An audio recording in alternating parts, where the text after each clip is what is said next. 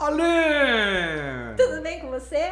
Eu estou ótimo. E você, sarrou? Da gripe? Tô quase, Henri. Tô indo, tô Cuidado aqui. com a dengue, hein? Pode deixar, que eu não tô com dengue, não. Muito bom.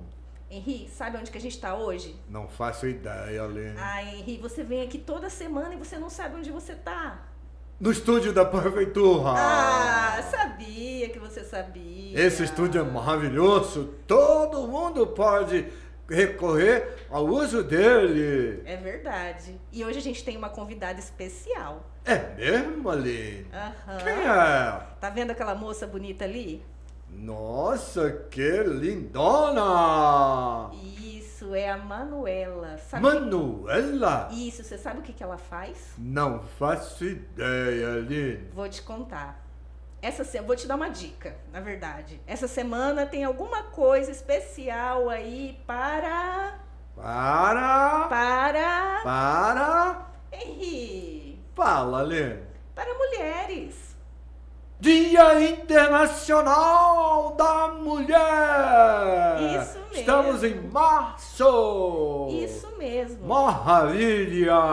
E é por isso que a gente trouxe aqui uma mulher tão importante, tão empoderada para conversar com a gente hoje. É mesmo? Isso, a Manuela, ela é subsecretária de Políticas Públicas para Mulheres aqui no estado de Mato Grosso do Sul. É mesmo? Ela é muito importante, então? É sim, é uma mulher que ajuda a construir um caminho melhor para as mulheres. Ela planta sementinhas da paz para as mulheres. Isso, e do amor também. Que maravilha! Vamos falar com ela? Vamos. Olá, Manu! Olá, Tudo bem? tudo bem? Eu vocês? sou Henri Dunant, Eu sou- fundador da Cruz Vermelha. Prazer conhecer você, tô até emocionada. Eu também fico muito emocionado quando vejo mulheres guerreiras. Manu, conta pra gente o que é essa Secretaria de Políticas Públicas para Mulheres. Bom, primeiro dizer da minha felicidade de estar aqui com vocês, com esse projeto tão histórico a nível mundial e tão importante a nível nacional, né? É um prazer mesmo, muito obrigada pelo convite, Aline. Vamos falar sobre muitas coisas hoje, a começar pela criação da Secretaria de Estado da Cidadania, né? Quando o governador cria uma pasta específica, a primeira do Brasil, inclusive, com essa dimensão, uma Secretaria de Estado da Cidadania, onde engloba todas as subsecretarias de política para as mulheres, de diversos grupos populacionais, como LGBTQIA+, população negra, pessoas com deficiência, mulheres de bairros periféricos, subsecretaria de mulheres, subsecretaria da juventude, né? E de promoção da igualdade racial. É uma demonstração institucional, né, e política de que é necessário fazer políticas públicas específicas para os grupos diferentes, porque somos muitas mulheres, temos uma pluralidade, uma diversidade territorial, étnica, social, cultural, e que não podem representar desigualdades, né? A diversidade nossa, a pluralidade tem que representar potência e não desigualdades. Exatamente. E é por isso que é importante que a Secretaria de Cidadania, né, uma secretaria que olhe para a promoção da cidadania, englobe a pasta das mulheres, porque um dos desafios colocados é o trabalho transversal. Sozinhas da Subsecretaria de Política para as Mulheres, Secretaria da Juventude, não ia ser suficiente para transformar a realidade dessas pessoas. Então, estarmos juntas numa secretaria, né, da cidadania, de um governo do Estado que tem demonstrado não só um olhar, mas compromisso real, efetivo com essas pastas, essas pautas, nos alegra muito e nos coloca frente a esse desafio, porque não é um desafio fácil, né? Criar uma Secretaria de Estado e a gente precisar entregar, mesmo com as dificuldades que existem, é desafiador. Que grande iniciativa, não, Alien? Verdade, importante, né, Henri? Muito importante. E conta pra gente como que é que esse trabalho vem sendo pensado, né? Quais são as iniciativas? E como eles têm sendo recebidos pela população? Excelente pergunta. a forma como ele tem sido pensado, é importante dizer que antes de mim, né, nós tivemos várias gestoras de políticas públicas para as mulheres que passaram por esse lugar. Antes era Coordenadoria da Mulher, depois virou uma outra secretaria e agora Subsecretaria de Estado, porque a gente não começa nada sozinho, né? A gente não tem que muitas vezes inventar roda, a gente tem que dar continuidade no trabalho de muitas outras mulheres maravilhosas que passaram antes de mim e que já plantaram, como diz Henry. Eu sei pronunciar, porque eu queria falar igual a pronúncia correta, mas eu me enrolo. E aí a gente continua. Então, como que ele é elaborado? Respondendo primeiro a sua pergunta. Desculpa. É feito um planejamento, né? Algumas ações foram planejadas, inclusive no plano plurianual, né, participativo, uma ação planejada do governo federal, do governo Lula, para que as ações elas tenham orçamento. Então, nós elaboramos um plano plurianual com algumas ações das mulheres articuladas com outras secretarias, porque a gente compreende que tudo afeta a nossa vida. Nós somos a maioria da população brasileira e mundial, e do Mato Grosso do Sul, obviamente, e então nós estamos em todas as áreas, né? Nós estamos na segurança pública, na educação, saúde. Portanto, o plano plurianual que vai orientar as ações do governo do estado, do governo federal, refletiram a nossa demanda. Então, foi feito planejamento, existe um calendário de ações e nós estamos respeitando o que já tinha sido planejado antes de eu chegar, mas nós estamos dialogando diretamente com as mulheres do Mato Grosso do Sul em vários territórios. E aí eu já dialogo com a segunda pergunta, porque qual a percepção das mulheres, né, do que a gente está fazendo? Essa percepção tem nos orientado, inclusive, a rever, a olhar para o nosso planejamento e sempre reinventá-lo, porque só tem sentido se fizer sentido para as mulheres o que a gente está fazendo. Então, por exemplo, nós temos um projeto com o Tribunal de Justiça chamado Vozes Protegidas, que é a tradução da Lei Maria da Penha para a linguagem Guarani-Kaiowá, né, para a etnia Guarani-Kaiowá. Que interessante isso! E já existiu essa tradução da Lei Maria da Penha para Terena também. Agora, para além de traduzir a letra fria da lei, né, artigo por artigo, o que nós fizemos junto com o Tribunal de Justiça e com apoios da FUNAI e das próprias mulheres indígenas? Nós realizamos 3 processos de escuta ativa. Nós fomos na aldeia em Dourados, em Amambai e acabamos de chegar de Paranhos. Esse final de semana a gente ficou o final de semana inteiro em Paranhos, inclusive dentro de uma ação muito grande, ação MS em Ação, uma articulação da Secretaria de Cidadania com a Segurança Pública. Foram mais de 7.000 atendimentos para os povos indígenas. E durante esse calendário a gente fez essa escuta com as mulheres para falar da lei. E o fato é que elas querem formas através do audiovisual falar da lei, por exemplo. Então a gente acha que está indo executar um projeto redondo conforme foi aprovado. Mas quando na verdade a gente faz a escuta para as mulheres, a gente dialoga com as mulheres e ouve as mulheres, a gente precisa reinventar os passos, né? Isso é fazer política pública. E aí a gente já está discutindo a possibilidade de traduzir a Lei Maria da Penha através de um vídeo, de um áudio, porque vocês sabem mais do que eu que a comunicação é um instrumento de diálogo popular. Quem não se comunica se estrumbica. Exatamente. E se a gente não se apropriar da tecnologia hoje, a gente não chega à população. Então, nós precisamos, além do papel escrito, Lei Maria da Penha, denuncie, é crime.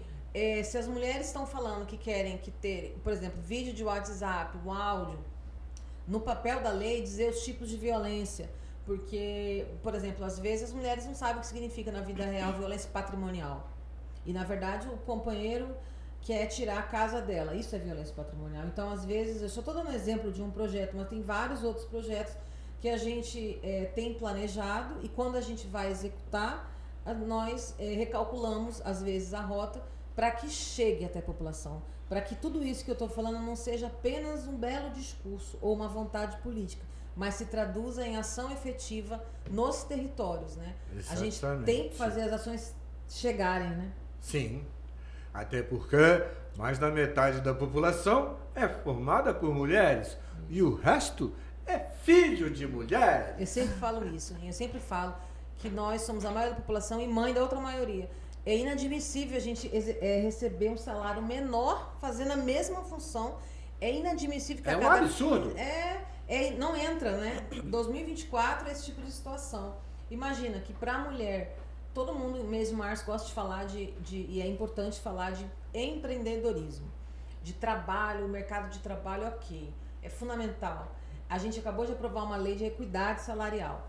Mas como é que a gente quer que as mulheres ocupem espaços de liderança nas empresas, se lancem para o mercado de trabalho e permaneçam nele, na política, por exemplo, se, por exemplo, em casa o trabalho doméstico não é compartilhado?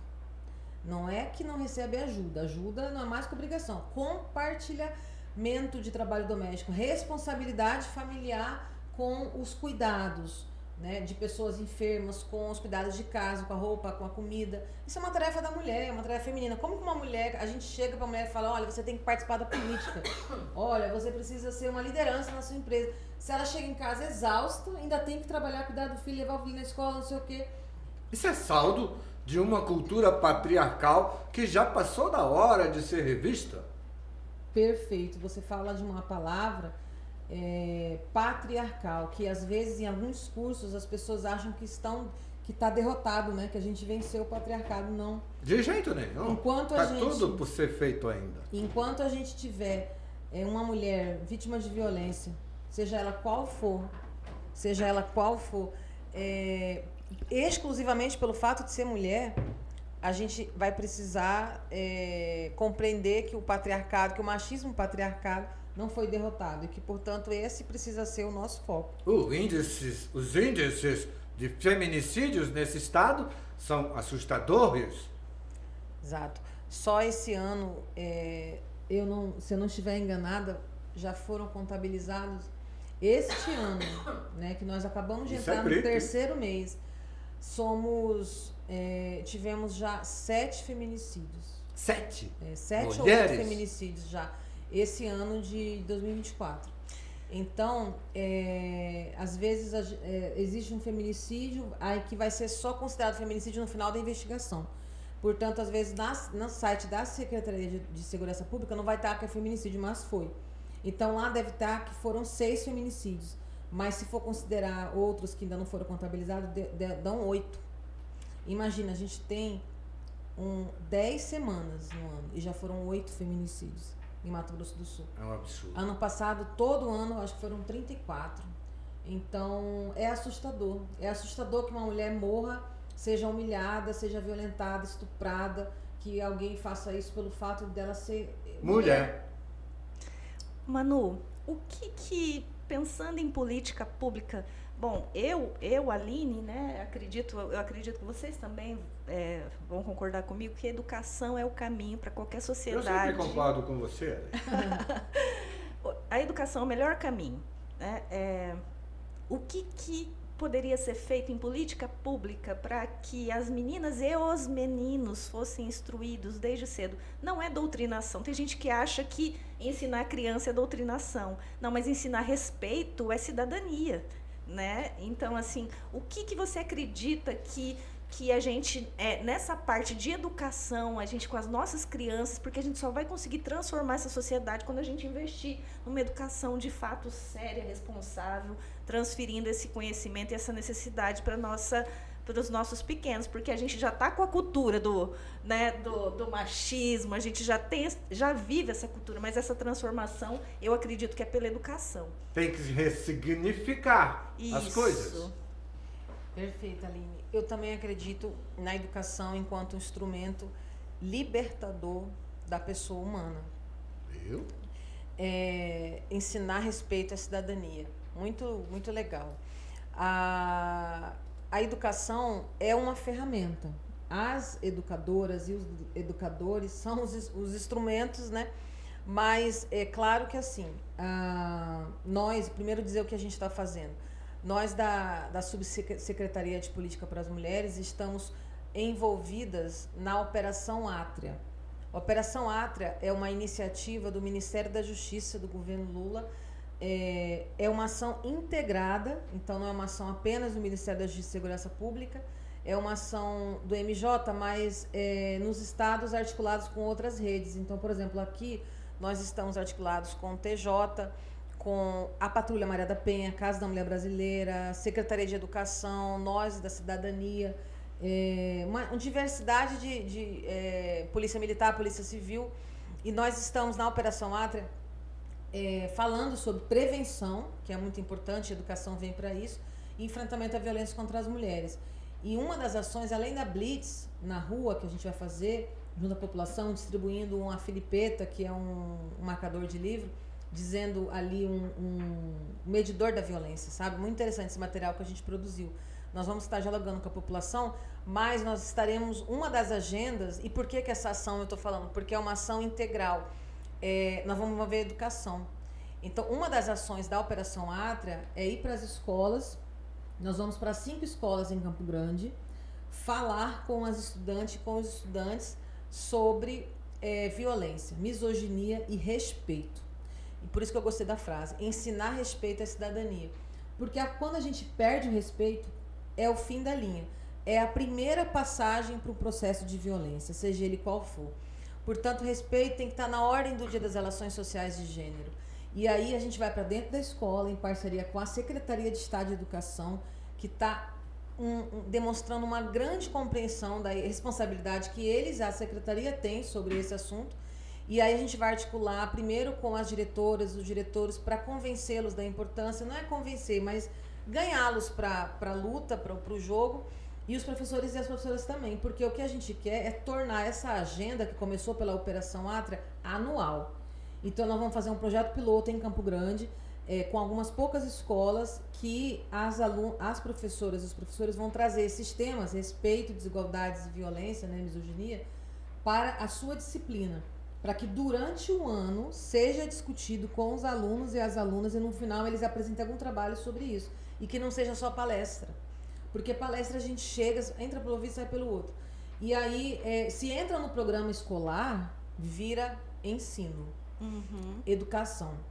Então eu particularmente acredito numa educação para igualdade, uma educação não sexista.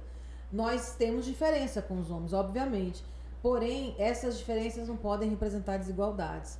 E aí a gente precisa discutir uma educação não sexista, que não separe, sabe, a atividade, cuidar, a boneca é feminina, é uma tarefa exclusiva da mulher. Você vai dar presente, é a casinha, é o fogãozinho, é a vassourinha, e pro homem é o carrinho, é o caminhão, é o negócio de médico, né?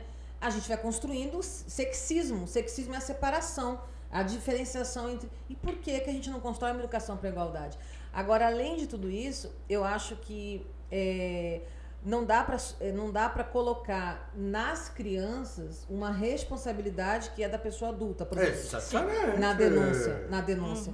Eu acho que a gente tem uma estratégia de educação para a igualdade, trabalhar dentro da escola, mas a conscientização, né, da denúncia, da identificação da violência, tem que ser com as famílias, tem que trabalhar as famílias desses alunos, porque a aluna e aluno vai receber informação, mas eles não são responsáveis, eles são crianças. Exatamente. A gente tem que chegar na comunidade escolar, né? Sim, eu quando vejo você falar em promover debates, eu penso criar espaços de reflexão, porque é a partir da reflexão que a gente constrói uma nova consciência. E mesmo os professores precisam ter esse espaço, porque são os adultos que fazem a formação. São mulheres que têm uma mentalidade impregnada por essa cultura machista, patriarcal, que criam crianças machistas, crianças que faltam com respeito, inclusive com as próprias professoras. Você me deu uma ideia, sabe, em criar espaços de reflexão com as professoras. Sim, porque não adianta, elas também carregam essa questão impregnada em suas mentes, não é verdade? Porque todas as mulheres e os homens também, eles são vítimas do machismo. Ninguém nasce machista, racista, homofóbico, preconceituoso. A gente é ensinado. Exatamente. A sociedade constrói esses espaços que são murros. Exatamente. Murros, que eu digo, é murro, não é murro, pancada, é murro. Mas é verdade, são muros. Em vez de construir pontes, constroem murros. Exatamente. E aí, o que acontece, o que você traz é muito importante, porque ao tempo que a gente vai construindo um programa escolar para a igualdade, para a diversidade, para o respeito, pode-se pensar em criar espaços de reflexão para a escuta dessas professoras e professores sobre como está em andamento a nossa primeira estratégia de fazer a formação com os alunos. Então, como é que está a própria percepção delas em relação à sua postura diante da sociedade? E aí esse espaço de reflexão, elas vão ser um processo de escuta que as fortalecerá, porque não é fácil, professor, hoje em dia. Imagina, 40 alunos, eu acho absurdo. Eu não sei quantos alunos a escola atualmente tem, mas eu escuto falar que tem escola que tem quase isso. Aí eu fico pensando como é difícil controlar adolescente meio-dia. Como é difícil levantar da cama e ir para a escola e entrar numa sala daquela para administrar essa realidade. E aí lidar com várias coisas. Então os professores com agressão. São com agressões físicas, né? Verbais e físicas. Sim. E também as condições de trabalho. Então é por isso que é importante envolver as professoras, porque para não ficar parecendo assim, ela vem querer ensinar pra gente fazer esses debates. Não. A gente quer, dentro da disciplina que ela dá, matemática, por exemplo, história, identifique quantas mulheres negras você conhece na história do Brasil. Sim.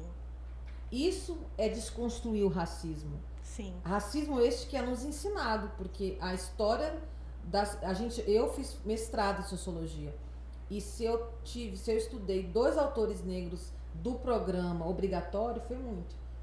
Entendeu? Então, se eu estudei mulheres, Eliette Safiotti, uma socióloga maravilhosa brasileira, importantíssima, influenciou mulheres como a Lélia Gonzalez, que é outra referência. Perguntas, se não fossem professoras feministas, professoras que têm essa compreensão, o programa da universidade tradicional só ensina a leitura clássica, que geralmente é masculina, heterossexual e ocidental.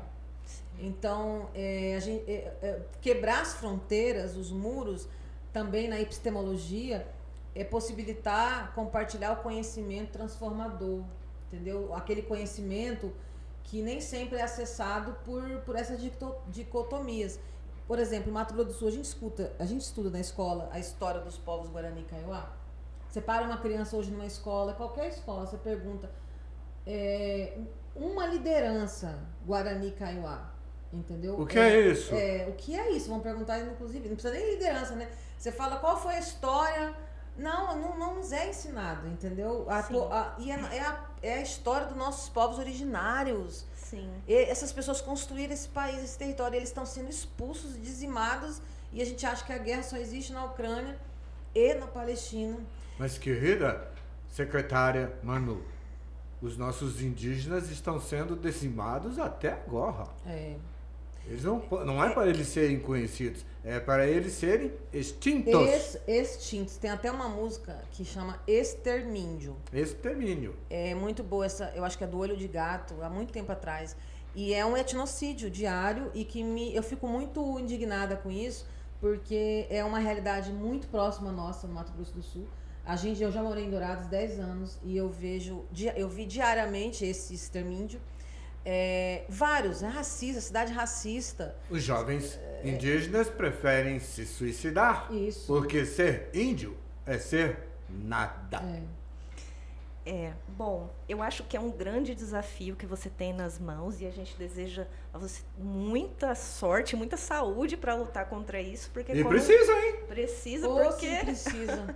Como eu disse, o desafio, ele é cultural. Então, assim, num mundo polarizado politicamente, ideologicamente que a gente está vivendo, né, você entrar com uma proposta dessa, vai querer formar feministas, não é sobre isso, né? É sobre cidadania, é sobre violência, é sobre vai fazer respeito. Cabeça das crianças.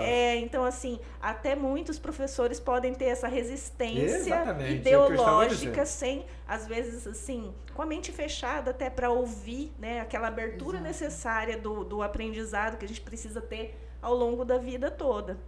Então, isso é um desafio que Olha, muita força para você. Precisa ser guerreira, que nem a Manu. Aline, é por isso que eu queria só fazer um destaque, se você me permite. É um agradecimento à secretária Viviane. Ela é uma mulher, uma jovem mulher, é antropóloga, historiadora, muito atuante nas causas dos povos originários, pelo direito dos povos originários. E a Viviane, ela nos dá total autonomia e confiança para desenvolver esse trabalho. Ela acredita na pauta. E é muito bom você trabalhar com pessoas que acreditam no que ela está fazendo. Ou que acreditam no que você está fazendo. Porque a luta das mulheres é a luta da minha vida. Eu tenho 38 anos, eu vou fazer 39 esse ano. E ano que vem eu completar 40. E eu passei mais parte da minha vida lutando pelo direito das mulheres do que não fazendo isso. Eu desconheço, eu não lembro como era a minha vida sem estar... E eu venho de uma família de mulheres muito fortes, mulheres feministas, mulheres lutadoras, veio do movimento popular, sabe? Então, eu agradeço muito a Viviane, eu não sei se ela vai ter oportunidade de ouvir isso, mas porque eu acho que a gente critica muito quando tem que criticar, mas poucas vezes a gente tem uma cultura de agradecer, sim, de reconhecer. E isso é importante para fortalecer mulheres como ela que estão frente a uma Secretaria de Estado tão importante, tão desafiadora, né? Sim. E eu queria muito agradecer e convidar você, a a todo mundo que está nos ouvindo e nos assistindo, para conhecer a nossa programação completa do mês de março, que é o mês da mulher. Tá no nosso Instagram, né, Cidadania MS.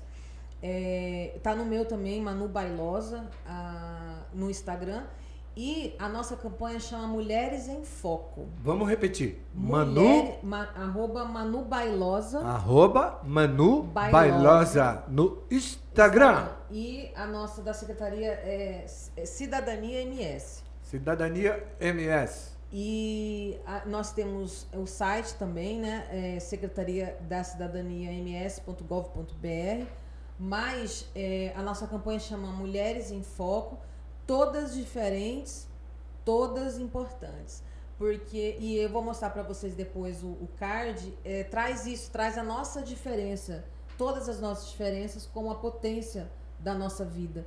Então, vamos estar na unidade prisional, na aldeia, vamos ao terreiro, na escola. A gente vai estar, Aline, em vários territórios do Mato Grosso do Sul, durante esse mês de março, conversando com as mais diversas mulheres. Nós já estamos fazendo isso ao longo do ano.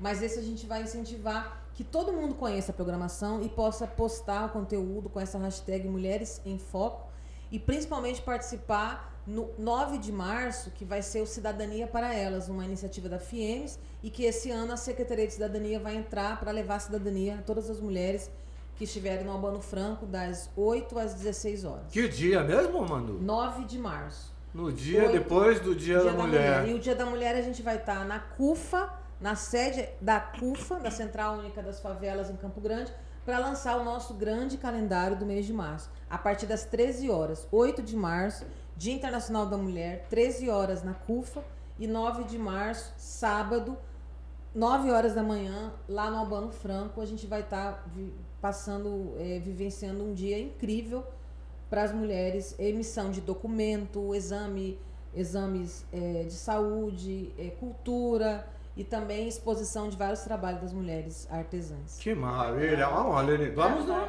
Vamos lá conferir e registrar? Sim. E agora, Henri, a gente já falou com a subsecretária, agora eu quero falar com a Manu. Agora a gente pega ela, hein? Manu, você relatou aí, fez um breve relato da sua luta pelas mulheres. Agora eu quero te perguntar, eu quero que você diga. O que é ser mulher? Sim! É ter coragem. É ser corajosa, ser um ser humano corajoso. Porque você levantar, sabendo que vai ter muito mais não do que sim, para o seu dia a dia, para as suas escolhas, para os espaços que você quer ocupar. A cada dia que Deus dá. A cada dia que Deus dá, Deus dará. Inclusive lidando com mulheres que também puxam você para baixo, mulheres que boicotam outras mulheres, mulheres que não ficam felizes com o se lançar de outras mulheres, porque o machismo e a misoginia não são práticas exclusivamente de homens. E no dia que as mulheres tomarem consciência que se a gente se juntar, compreender a força que a nossa vida e a nossa luta e o nosso trabalho representa pra gente, não vai ter machismo que vai ter espaço na nossa vida. E a gente ainda, eu acho que não se deu conta, como um coletivo, sobre isso. Nós somos um país e um continente de histórias lindas do movimento de mulheres, eu me reconheço nelas e me considero uma feminista, mas é preciso muita coragem. E é isso que quando você pergunta, eu lembro, porque são muitas dificuldades, né, de se lançar em todos os espaços que a gente vive. E ainda ter medo de voltar para casa. Ter medo de passar por uma rua, ter medo de descer do ponto de ônibus, ter medo de andar com um aplicativo à noite, ter medo. De ficar sozinha em casa. Sozinha em casa. Então, para mim, hoje seria ter coragem e, infelizmente, ainda sentir medo. E ainda superar tudo isso. Superar. Vivenciar o nosso ser mulher é superar. Todo dia, tudo isso. Ter que ser forte, você tem que ser forte, você tem que ser profissional, você tem que ser competente, você tem que estar bonita, você tem que estar com o cabelo arrumado, você bem não humorada. Você tem que ser agradável o tempo Isso. todo, senão você é louca. Você tem 3 jornadas de trabalho. E isso, às vezes, muito mais, né, Henrique? Ou mais. Poxa, se quiser estudar, se quiser trabalhar, se quiser viajar. Então, assim, e quando uma mulher torna-se mãe, ela nunca mais deixa de... Não deve ser assim, mas ela deixa de existir sozinha. Né? Ela continua sendo sujeito social de direito, mas tem uma outra vida ali. E é um nível de responsabilidade eterno que, se os companheiros também assumissem, ia ser menos pesado. Então, por isso que eu falo da importância da divisão sexual do trabalho, sabe? Como isso impacta a vida das mulheres. E se fossem as coisas compartilhadas igualmente, as mulheres estariam ainda mais longe. Então, o processo de reflexão tem que juntar homens e mulheres. Primeiro, grupos de homens, grupos de mulheres, grupos de homens e mulheres, para refletir sobre suas realidades. Essa é uma sugestão que eu venho cultuando já há algumas décadas. Eu sou de 1828, não sei se você sabe. Exatamente. Já vi muita coisa neste mundo.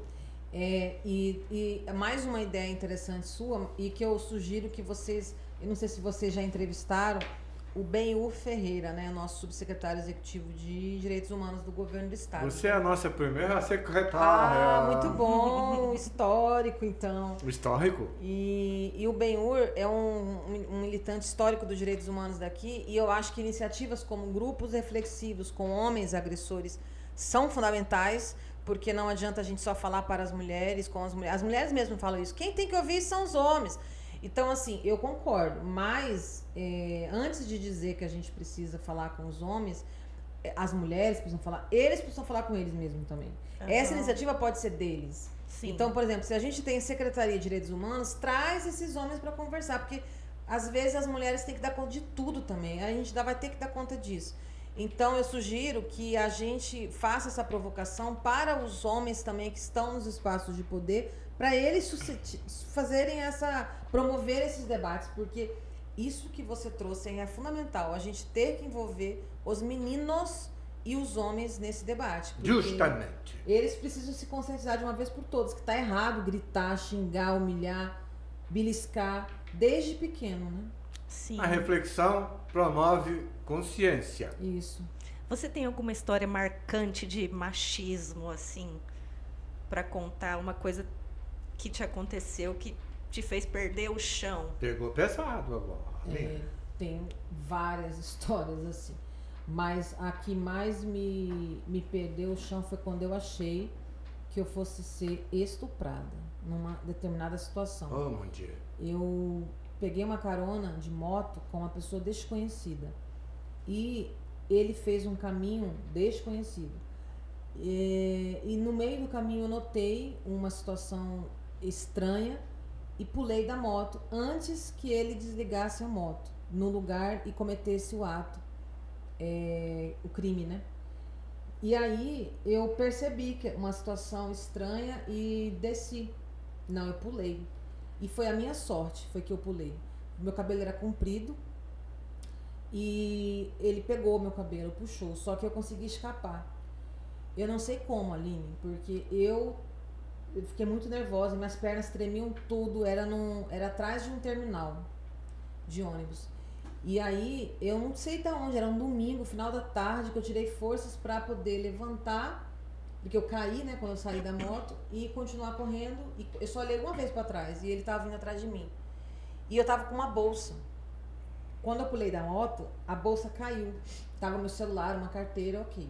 E eu saí correndo, atravessei o campo, pedi ajuda, me acudiram. E aí, depois, a família me acudiu, eu passei muito mal. E aí, uma das pessoas da família perguntaram se eu queria voltar no local, na mesma hora, para tentar recuperar minhas coisas. Eu falei, não, ele deve ter roubado. Vamos, você quer? Onde foi? Perto da caixa d'água, tá? O rapaz foi lá, pois as minhas coisas estavam intocáveis. E eu tinha um celular. E aí ficou evidente que ele não queria roubar, né? Então, eu vomitei muito, eu passei muito medo, eu tinha certeza que alguma coisa muito grave ia acontecer. E por muito tempo eu me culpei, porque eu peguei carona com um desconhecido e qualquer coisa poderia acontecer. Mas qual foi o momento que eu dei direito a ele a fazer qualquer coisa comigo? Eu não dei esse direito a ele, né? Eu pedi uma carona porque eu queria chegar rápido na minha casa. Porque eu dependia de transporte público que demora. Então é uma sequência de um contexto. E o resultado foi que eu me livrei possivelmente de um ato criminoso e bem grave, né, que é a violência sexual, e que muitas vezes é seguida de morte. Porque os homens, naquele momento, o feminicídio estava surgindo, essa coisa do feminicídio, porque as mulheres começaram a denunciar. E a partir do momento que as mulheres começaram a denunciar, as mulheres começaram a ser mortas com mais crueldade. Então, é o machismo patriarcal dizendo, não, você tem que morrer, você não vale nada. Eu decido, o machismo decide quem vive e quem morre. Sempre foi assim na história. E ainda é. É engraçado que a vítima pode ser vista pela sociedade, por outras mulheres ou pelo grupo social como culpada e ainda se sentir culpada. Ser né? vítima vira algoz. Exatamente. Então, assim, é muito complicado, é muito difícil ser mulher. Ser mulher no Brasil já é difícil. A gente não tem parâmetro para falar no mundo todo, né? Mas a gente sabe uma história, um país ou outro que tem é mais avançado, outros menos. Mas essa história da Manu é emblemática? É emblemática. Então, nascer mulher no Brasil, né, já é uma maioria menor. Não sei se dá para falar como que a gente é maioria e é minoria ao mesmo tempo, né? Como que a gente pode ser maioria e ainda ser minoria? Mas pular de uma moto não é para qualquer uma, né? Não é não. E aí, Manu, pra gente encerrar, eu queria que você desse um recado para cada menina, para cada mulher que tá vendo a gente agora. O que você quiser falar, pode falar. Pode usar aquela câmera. E dar um recado para as nossas mulheres. Sonhar com igualdade. Esse é o recado. Aquelas meninas que quiserem sonhar com qualquer profissão e fazer qualquer coisa, e estudar qualquer coisa e viajar a qualquer país, que ela é livre, que ela possa ser livre para viver com igualdade, né? De sonhar, de construir a sua vida profissional, pessoal. Se a gente desperta a mensagem de sonho em cada criança, eu quero ver o que é que vai dizer para uma criança que quer sonhar, que sonha que aquilo não é possível. Então, eu acho que é a partir de sonhos que a realidade é construída na vida de todas as mulheres. Maravilha! Lugar de mulher é o lugar onde ela quiser estar. Com respeito e com a paz, né? Com paz, respeito.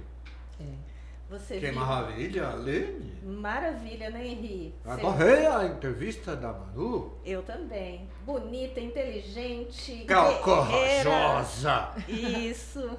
Adorei, Henri, adorei a Aline, de verdade. É bom, a gente devia fazer isso uma vez a cada 7 dias. falando de vários temas. Verdade. Tem assunto, né? Não, mas a gente podia ficar mais tempo conversando. Podia para sempre. Manu, muito obrigada pela sua disposição Obrigada, de sim. vir aqui, pela sua coragem, pela sua força. A gente reforça que deseja para você uma jornada incrível. A gente tem certeza que você é muito capaz, mas tem muito desafio. Todas as áreas da vida têm desafio, mas você está numa área tão delicada, né? E tão importante que a gente deseja para você 1000 vezes mais coragem, mais audácia, mais e vitórias para você nesse caminho, Obrigada. porque o seu caminho, o que você faz, reflete na vida de cada mulher nesse estado de Mato Grosso do Sul. Então, E que você parabéns. consiga integrar todos esses órgãos que têm a obrigação de interferir no processo, porque sozinho ninguém faz nada. Exatamente. A articulação transversal da nossa subsecretaria é o que me move todo dia a trabalhar. Ou a gente tem a capacidade de fazer com que o conjunto do governo do estado compreenda que tem que ter políticas públicas para as mulheres em todas as áreas, ou sozinho a gente chega a lugar nenhum. Mas eu estou muito convicta de que a gente está no caminho certo pelos sinais, sabe, programáticos que o governo tem dado para todas as nossas ações. A gente espera que você consiga ser ouvida e respeitada. Eu também. Enquanto eu for, vocês podem ter certeza que eu estarei trabalhando para e com as mulheres do Mato Grosso do Sul. Tamo junto, não Tamo junto. Parabéns, A Manu. Cruz Vermelha Obrigada. dá parabéns para você. Muito obrigada e parabéns à Cruz Vermelha, histórica e necessária. Precisa ser respeitada sempre. Ui. Obrigada.